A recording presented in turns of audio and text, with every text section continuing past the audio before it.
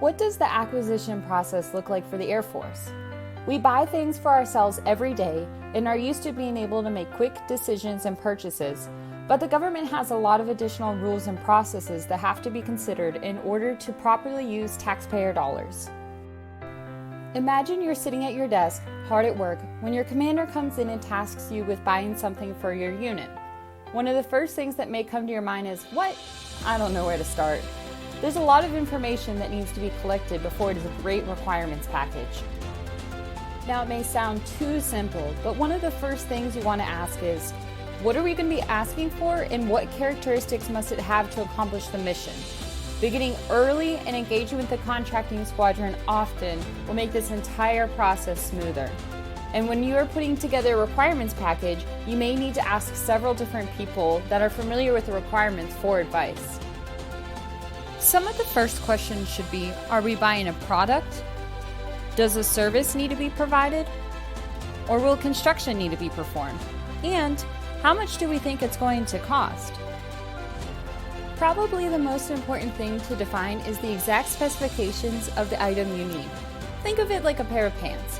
You could simply ask for just a pair of pants, but there's no telling what you'll end up with. Do you need jeans or khakis? Do they need pockets? And what about zippers or buttons? And does color matter? You should be as clear as possible without being unnecessarily restrictive.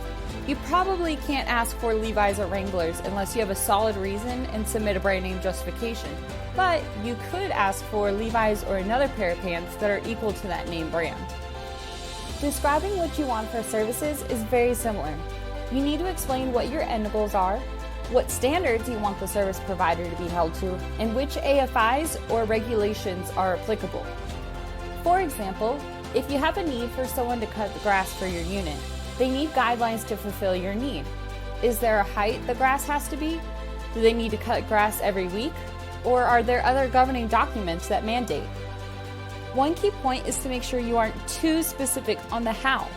Ultimately, we want to identify the duties which the service provider needs to accomplish, but leave the specifics of how they do it up to them.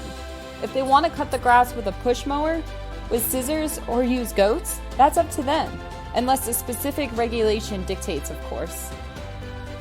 Next, you need to think, how long do you need this for? Many commercial items or services are a one-time buy. However, sometimes the need is longer. Is this a recurring service? Do you need a warranty or maintenance? These factors could dramatically change the price and the method that contracting uses to execute the purchase. The keys to success are to start early and work closely with your unit's personnel, like your resource advisor or government purchase card holder.